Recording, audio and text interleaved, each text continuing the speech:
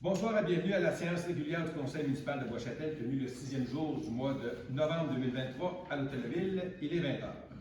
Donc, point numéro 1, moment de silence.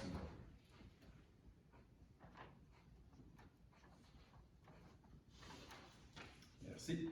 Donc, point numéro 2, adoption de l'ordre du jour. On n'a pas d'ajout ni de retrait de point, M. Boudreau. Merci. Est-ce que j'ai un proposeur? Je propose, M. Morin. Merci, M. Morin. Point numéro 3, adoption des procès-verbaux des 2 et 10 octobre 2023. Vos questions ont été posées, les corrections ont été faites. Est-ce que j'ai un proposeur? Je propose, M. le maire. Merci, M. Paradis. Point numéro 4, l'adoption du paiement des dépenses du mois d'octobre 2023. On en a pour 1 325 482 et 57. Les questions ont été posées. Il n'y a pas de questions en suspens. Vous avez vos réponses. Est-ce que j'ai un proposeur? Je propose, M. le maire. Merci, Mme Labelle. Point 5, période de questions, table du conseil. Question? Non. Public, question? Oui, moi, ce serait concernant le respect de la signalisation de la Votre nom, rue s'il vous Bourbeau. plaît, monsieur. Hein? Votre nom, s'il vous plaît. Denis Giroux. Merci. Moi, c'est concernant le respect de la signalisation dans la rue Bourbeau. Mais nos parkings, là, on est passé le 15 octobre. Et quoi, là-dessus, la ville va s'occuper de faire respecter ça, quoi? On va faire la demande. Nous, quand on l'a, on transfère la demande à la Sûreté du Québec parce que, bien entendu, c'est pas nous qui avons autorité pour donner des contraventions, mais on va passer le message à la Sûreté du Québec. Oui, parce que là, ben beau qui ont fait des rénovations, mais c'est fini. Il y a encore du monde. Ouais, On va travailler là-dessus. OK, puis l'autre question, peut-être pas rapport. C'est qui le représentant de la ville qui est passé chez nous, quand il y a un Gosselin est passé? C'est pas nommé, pas présenté. Il va être avec la ville. Je ne peux pas vous répondre, je ne sais pas, monsieur Michaud. Oui, c'est Joël Laberge, le directeur des travaux publics qui accompagnait nos Gosselin. OK.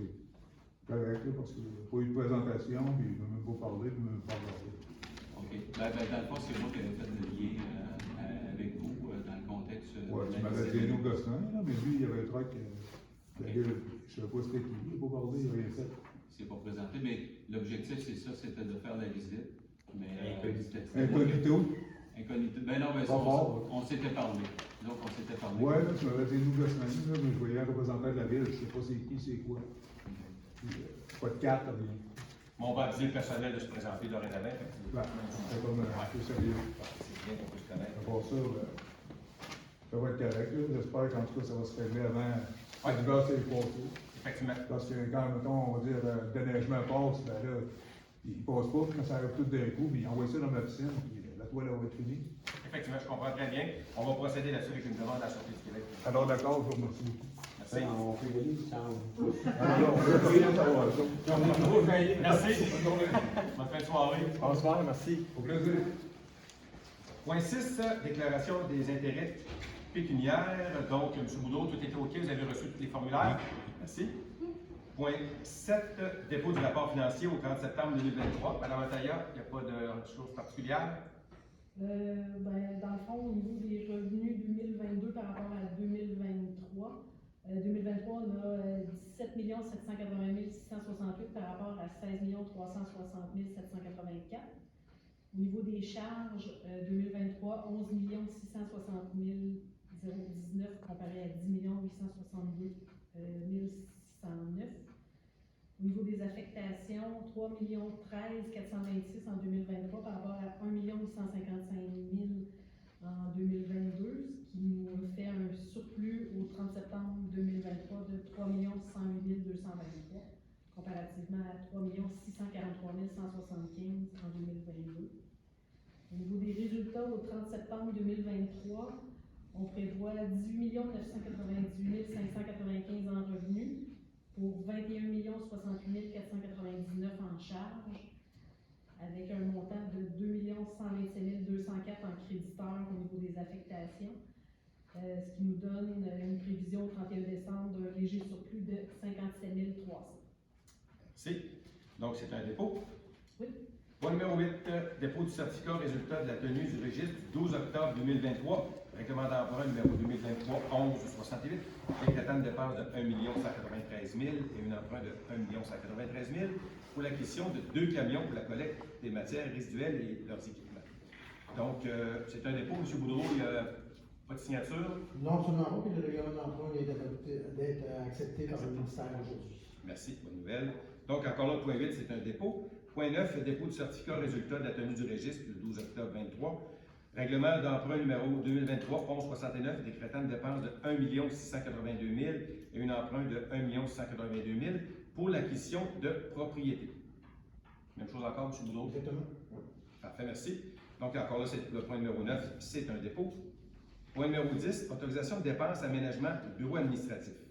Considérant la nécessité d'aménager un bureau administratif en raison du manque d'espace de travail et la proposition d'aménagement de la compagnie MBH Aménagement plus Mobilier de bureau, et le conseil municipal autorise de procéder à l'aménagement d'un bureau administratif par la compagnie MBH pour un montant total estimé à 21 044 et 79 plus les taxes. Cette somme sera prise à même le fonds de roulement dès le 1er janvier 2024, et ce pour une période de 3 ans.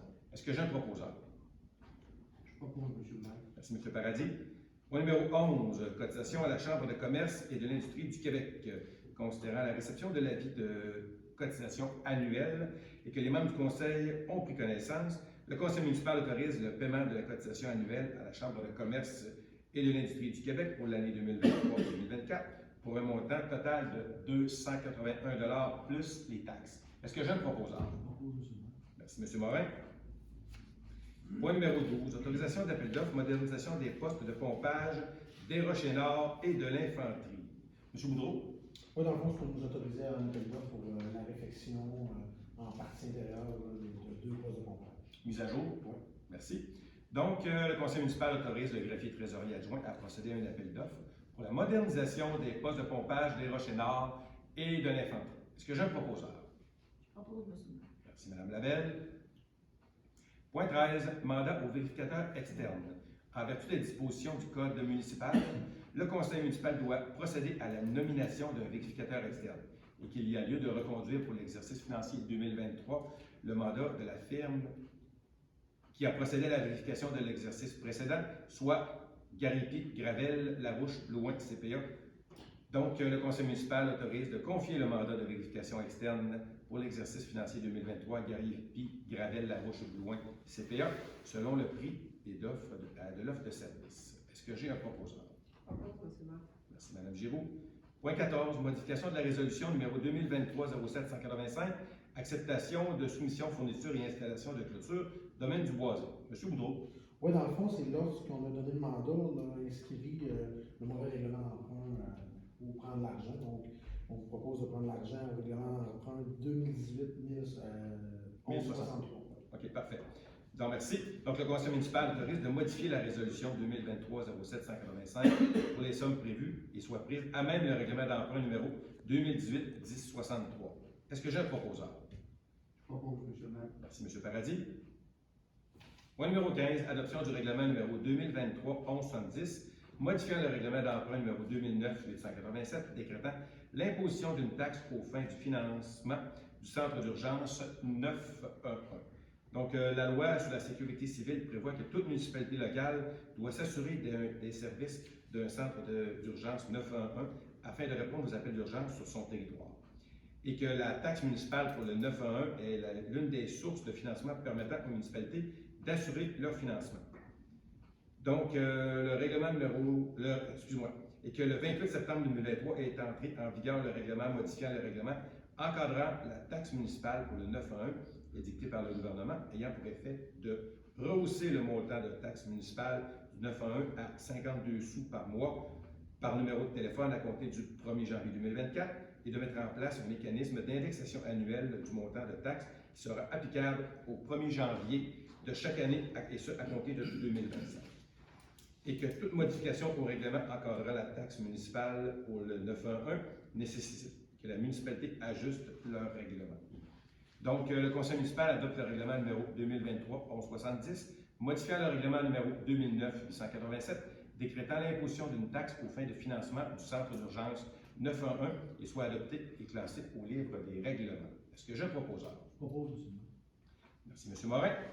Donc, autorisation de signature, acquisition du lot 4 209 425. Considérant que la municipalité projette de configurer le chemin public connu comme étant la rue Bourbeau, ainsi que de diverses voies publiques municipales avoisinantes, et d'y faire exécuter des travaux pour la mise en place d'infrastructures d'utilité publique et considérant que la résolution numéro 2023-06-146 identifiant les lots qui feront partie du projet de reconfiguration et autorisant l'imposition d'une réserve pour fin publique et que la municipalité désire acquérir le lot du 4 202 425. Donc, le conseil municipal autorise d'acquérir le lot 4 202 425 pour un montant total de 340 000 plus les frais divers reliés à la transaction et autoriser le maire et le greffier trésorier adjoint à signer tous les documents nécessaires aux transactions. Ces sommes seront prises à même le règlement d'emprunt numéro 2023-11-69. Est-ce que j'ai un proposeur? Je propose, M. le maire. Merci, M. Paradis. Point 17. Vente de terrain, secteur des Trois-Sauts.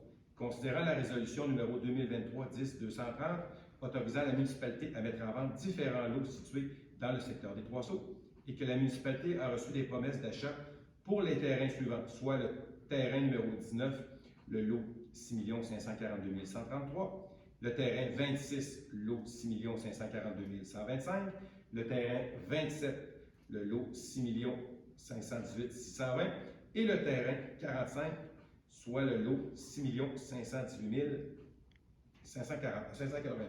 Excusez-moi. Donc, le conseil municipal autorise de procéder à la vente des terrains 19, 26, 27 et 45 aux proposants au prix soumis et d'autoriser le maire et le greffier trésorier adjoint à signer tous les documents nécessaires pour finaliser la vente des terrains, y compris les actes de vente et tout autre document nécessaire aux transactions. Est-ce que j'ai un proposeur? Je propose, M. le maire. Merci, Mme Lavelle. Point 18. Service municipal, transport adapté. La municipalité de Bois-Châtel offre un service de transport adapté par l'entremise de développement Côte-de-Beaupré sous la dénomination sociale Plus Mobile, organisateur de déplacement depuis 2019 et qu'elle appuie financièrement Plus Mobile. Considérant l'entente de transport collectif et adapté intervenue le 19 janvier 2023 entre la municipalité et Développement Côte-de-Beaupré, par laquelle cette dernière s'engage à exploiter ou à maintenir en vigueur le service de transport adapté 365 jours par année pour le compte de la municipalité, et que les véhicules actuellement utilisés par Développement Côte-de-Beaupré pour le service adapté arrivent à leur fin de vie utile, et que Développement Côte-de-Beaupré souhaite s'approvisionner en véhicules de transport adaptés afin de répondre adéquatement aux besoins des usagers, et que la municipalité souhaite également renouveler la flotte de véhicules utilisés. Le conseil municipal autorise que Développement Côte-de-Beaupré procède au lancement d'appel d'offres 2023 AOPL 02 pour approvisionnement en véhicules de transport adaptés et de configurer cette résolution au ministère des Transports, le service ainsi que la grille tarifaire en vigueur. Est-ce que j'ai un proposeur? Je propose, M. le maire. Merci, M. Paradis. Point 19, autorisation de dépenses, panneaux d'affichage électronique extérieur, entrée ouest. M. Boudreau. Dans le fond, le panneau, comme vous venez de nommer, à l'entrée ouest, a une défectuosité au niveau d'un module. On doit réparer le panneau d'affichage. Donc, la compagnie Dartronix a le module en main. Le montant estimé total est 4 558 et 21 plus les taxes pour le module et l'installation. Merci. Donc, le conseil municipal autorise de procéder à la réparation de panneaux d'affichage électronique extérieur de l'entrée ouest de la municipalité par la compagnie Dactronic incorporée pour un montant estimé à 4 558 et 21 plus les taxes. Les sommes seront prises à même l'excédent accumulé non affecté. Est-ce que j'ai un proposeur? Je propose, M. le maire. Merci, Mme Cohn. Point 20. Journée officielle de la sensibilisation au cancer de la prostate. Annuellement, en moyenne, 6 400 Québécois recevront un diagnostic de cancer de la prostate et que Procure est le seul organisme de bienfaisance au Québec entièrement consacré à la lutte contre le cancer de la prostate par la recherche, la sensibilisation, l'information et le soutien que les fonds amassés soient réinvestis au Québec.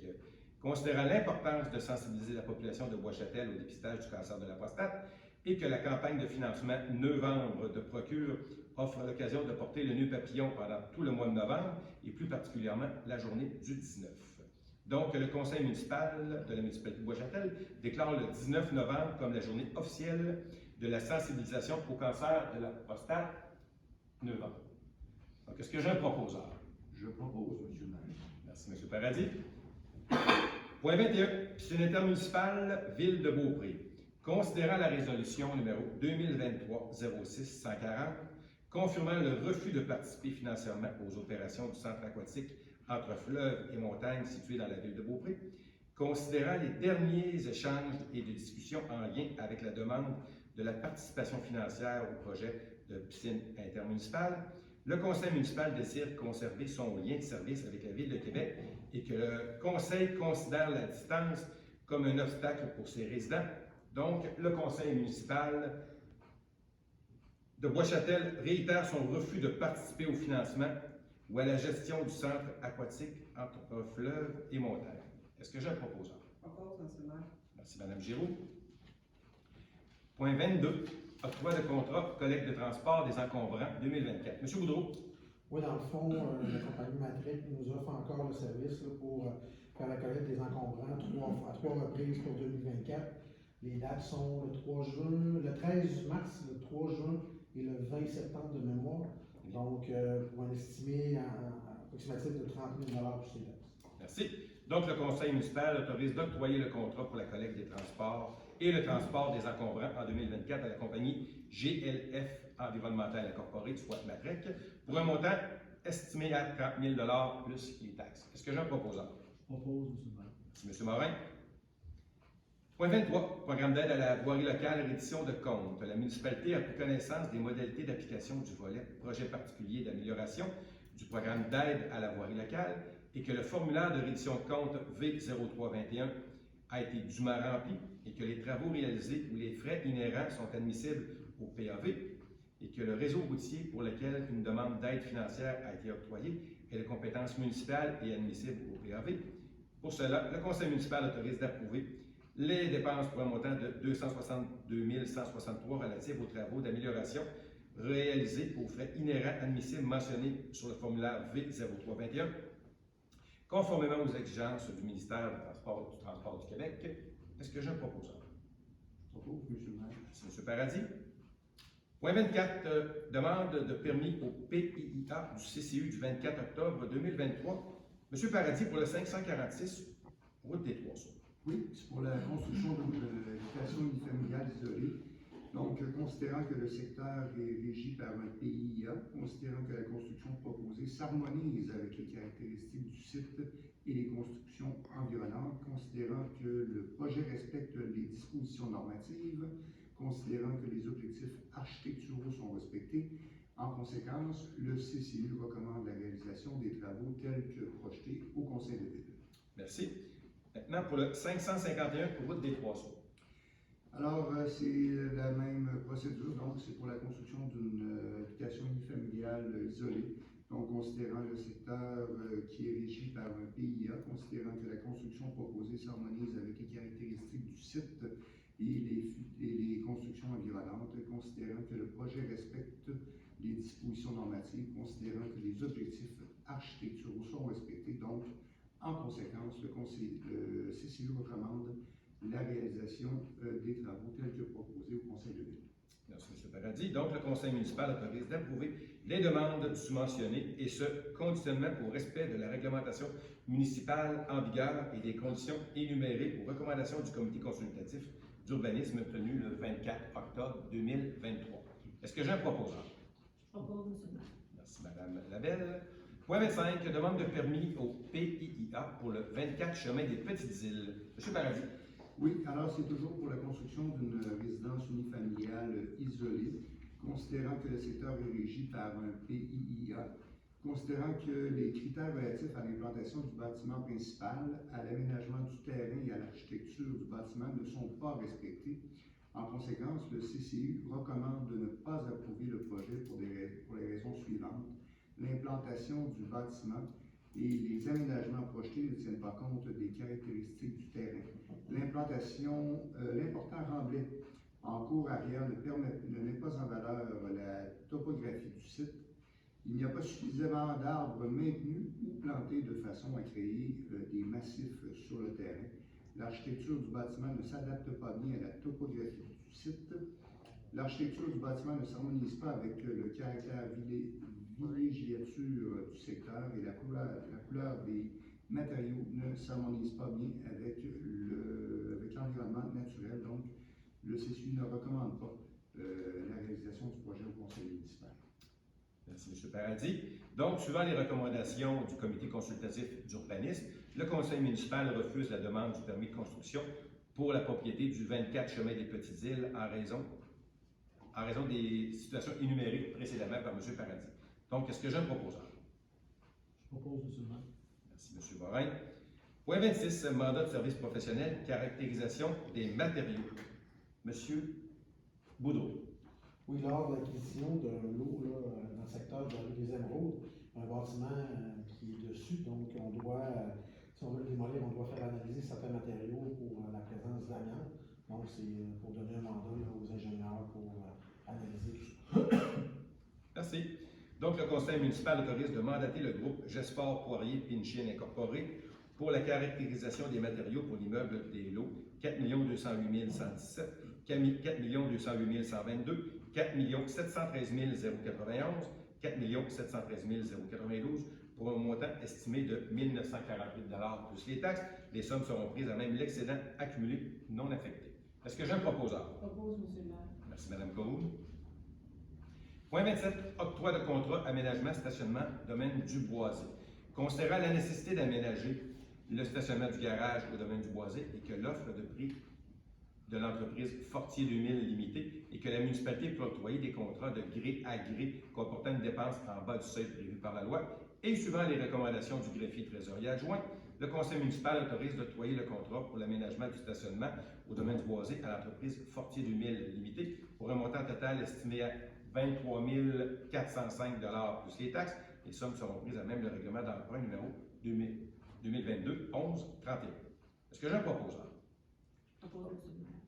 Merci, Mme Labelle. On parle bien ici d'acquisition des blocs et non pas de la construction du mur. OK. Acquisition des blocs. Donc, Mme Labelle, proposeur, merci.